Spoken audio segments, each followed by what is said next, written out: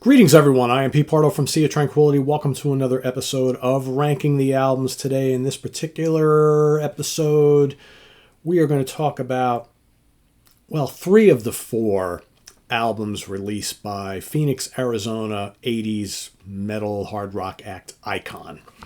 And the reason why we're only going to talk about three of their albums is because they did release a fourth album, which was their third album, but they only ever released it on cassette. I never had it. You can't find it anywhere to listen to at any of the outlets that I normally go to if I need to kind of if I don't own something physically to go stream it. I don't have a Spotify account. I use YouTube and a couple other places, and it's nowhere. So we're not going to talk about that particular record today, or cassette release, I should say, because it's not a record. That particular one is called More Perfect Union. And that was released in 1987. It was their third album. To be their third album, they got dropped by Capitol Records, and it only got a cassette release.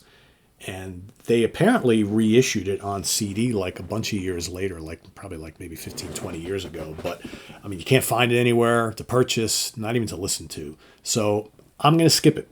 I know they redid a couple tracks from that on their fourth album, which we will talk about.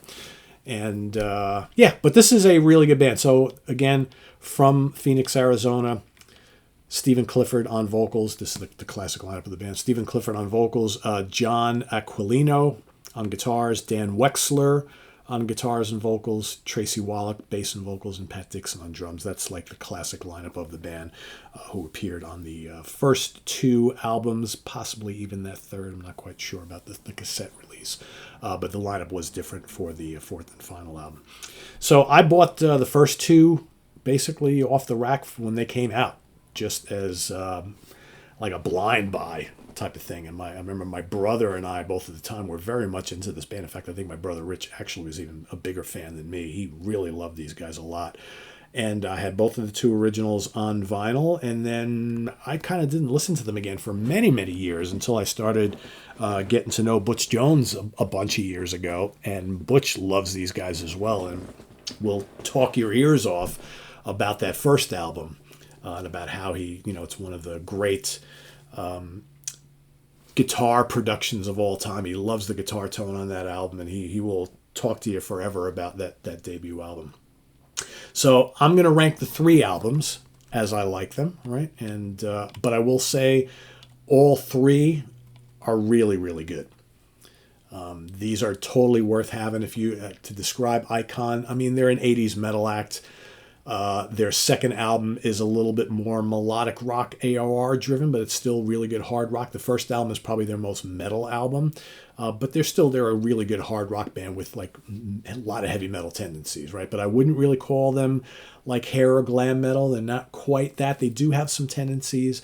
They're not quite like traditional US power metal or something like that. So it's they kind of don't really fit in any one neat bucket, so to speak. But they're really good, really melodic, memorable songs, killer guitar work throughout. All right, so let's start at number three. Album number three in my ranking is going to be their fourth and last album from 1989, which is Right Between the Eyes. And this got a CD reissue by Wounded Bird Records. The first two albums are on Rock Candy. I'll show them in just a bit. So the lineup for this album does differ a little bit. You've got Jerry Harrison on lead vocals on this album. Okay, Dan Wexler on guitars, Drew Bowman on guitars. Although I think Dan played all the guitars on the album, but Drew was kind of part of the band for whatever live shows they did. Tracy Wallach on bass and Pat Dixon on drums. So Dan Wexler produced this album. This was on Megaforce Records / Atlantic Records. Megaforce was owned by Atlantic Records. So pretty notable release on a fairly big label, but this didn't do any business at all, sadly. Opening title track, really good. Right off the bat, you can tell Jerry Harrison, really, really powerful vocal style. Got catchy hooks galore on this one. Loads of ripping guitar. Really good song. Two for the Road, cranking anthem. Love the guitar tones. Big, bold, metallic sounding, really good. You got Taking My Breath Away is kind of more like sleazy, glam hair metal stuff. It's really catchy, but it's got great vocals, great chorus, and loads of guitar firepower. You got the real hooky A Far Cry, killer chorus, rocks hard, shredding guitar solo, really good. In Your Eyes, super catchy, reminds me of stuff off the second album, more in that melodic rock style. You got the lengthier Holy Man's War, which is a little darker, a little moodier. It's pretty heavy. Another big catchy chorus, lots of crunchy guitars, and even some little bit of synths in the background. Add a little atmosphere to it. Great track. Bad Times, that's kind of generic hair metal for me. Not a big fan of that. Double Life is okay, isn't bad. Forever Young is the ballad on the album. Not a big fan of that either. Running Under Fire, again, more of that kind of sleazy glam hair metal type thing. Really good guitar work. It's a memorable song. I dig that one. And then you have this instrumental jam called Peace and Love, which is kind of cool, but, just sounds like it was just thrown in there. Overall, I think it's a pretty good album. But of the three, it's probably the weakest of the three, but still very good. And I would advise, if you're into checking this band out, you might as well get all three of them, because they're all totally worth having. All right, my number 2. Sorry, Butch. I'm going to go with the self-titled debut, Icon. All right, so now if you get a look at them, you're like, oh yeah, they totally look like a hair or glam metal band. But yeah, like I said, kind of not. They have some tendencies, but it's more in the appearance and some of the way they kind of work their choruses and things. But this is a pretty heavy album. Debut album produced by Mark Varney for Capitol Records. So produced by Mike Varney. If you know, Mike Varney had tons to do, of course, with Shrapnel Records. And you can just imagine a lot of the bands he worked with on his own label from a production standpoint, and the way he wanted the albums to sound for his label. Very similar to how this sounds. And this, again, on Capitol Records, right? So it's a major label release for a debut. Rock On Through the Night opens. Right off the bat, you hear that super distorted guitar tones from Dan and John. And Stephen Clifford's got a really good metal voice. He's a little more gravelly on this album, and more aggressive than on the second album. But he totally fits the music, because the music is loud and aggressive. Killer Machine, memorable, big chorus, big chugging riffs. On Your Feet, to me, it sounds like Wasp meets like Heavy Cinderella. Big, heavy anthem with roaring guitars. Really good song. World War, memorable metal track, catchy chorus, cool riffing, great soloing. Hot Desert Night is more of like a raunchy rocker, maybe kind of generic a little bit. But the chorus is pretty good. Under My Gun, fast-paced chugging number. It's decent, but nothing special. Rock and Roll Maniac is terrific. I think they did a video for that, if I remember correctly. Clifford's aggressive vocals perfectly fit the raging tempo of this song. Nice, catchy chorus. Screaming lead guitars. Great song. One of my favorites on here. I'm Alive is another song loaded with guitar pyrotechnics all over the place. And then they close with a ballad, It's Up to You. I'm not a big fan of that. Again, I don't really like, in most cases, where bands end albums with a ballad. But otherwise, pretty heavy album, pretty accessible. As Butch has stated many, many times, a rip-roaring guitar tone from both guys on this album. If you like that raw, metallic, totally distorted guitar tone in your metal and hard rock, you'll like this. The guitars are savage throughout the whole thing. I think it's a very strong album. Like I said, there's a couple tracks that to me are kind of generic and don't really go anywhere for me, but there's great stuff on here. You could argue that some of the band's best songs might be on this one. But I think that their most consistent album, top to bottom, is Night of the Crime from 1985, their second album.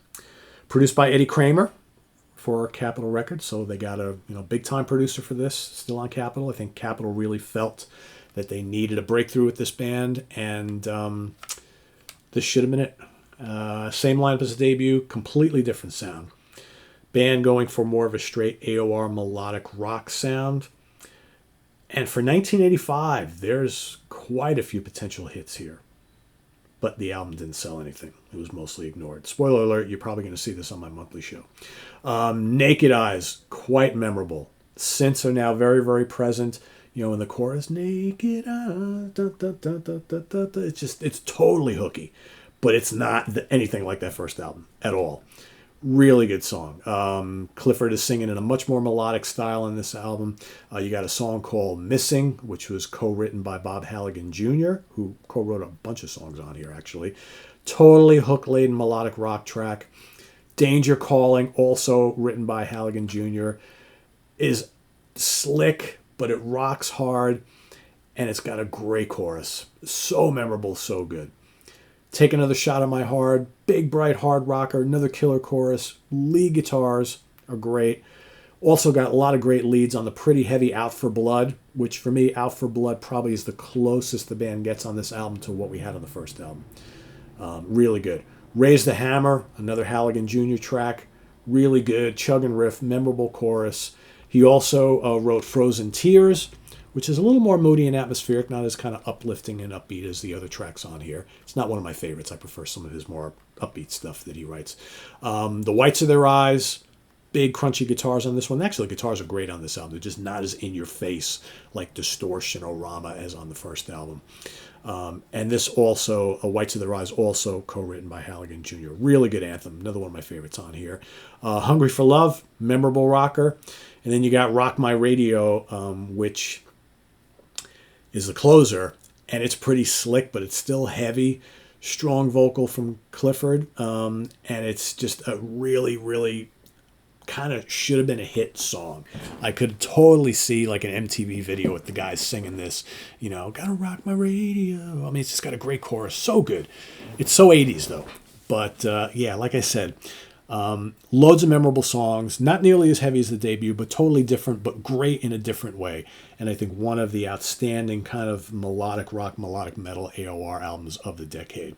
Should have been absolutely huge, but sadly it wasn't. And like I said, I mentioned the Rock Candy reissues. These are so good. I mean, loaded with info on the albums. On these they don't really have any bonus tracks, but you get these great booklets with photos and all sorts of info on, these releases and kind of what was going on with the band at the time and photographs and stuff. And just great stuff. So, yeah, this is a very cool band, short shelf life. Will we ever hear from them again at this point? Probably not, because, this was almost 40 years ago. It's like, geez, a long time. So I don't quite know exactly. Actually, not 40 years. Well, no, not quite 40 years ago, but 36 years ago. So, we're getting there. But, whether they have popped up here and there over the years, I don't know. It's very possible. But a great band nonetheless. And one you should check out if you're into that kind of 80s sound, right? Like I said, it's not quite the glam and hair metal, although there are tendencies. Definitely on one album, it's more like melodic rock, AOR. Another album is pretty damn heavy, and the third album is kind of like a mix of everything, a little more sleaze rock type of thing, and bluesy hard rock, and a bit of the kind of more traditional metal style and the melodic rock thing. So really, 3 really good albums. Like I said, if there's anybody out there who knows a cool place where we can get that, and I'm not interested in buying the cassette because I have nothing to listen to cassettes on, but that third album, would totally love to hear it. But if anybody knows any info on that, please let us know. Thanks for watching. Visit us on the web at www.seatranquility.org. We're on Facebook. We're on YouTube all together. All the damn time coming up in just a little bit, because we got 2 of them for you today. Rich Catino, John Gaffney, Grant Arthur, and myself are going to be ranking the 4 albums of Coney Hatch, the great Canadian hard rock act. That's coming up in just a few minutes, so stay tuned for that. Do not miss it. Another great Ranking the Album shows. We've got a lot that we're working on for you guys in the coming weeks and months. So there's so many great bands on the schedule for ranking shows, featuring a lot of your favorites here on the channel, and maybe some just myself, right? So it's all coming up. Stay tuned for all of it. I am Pete Pardo. Enjoy the rest of your weekend. Coney Hatch coming right up. Take care. Bye-bye.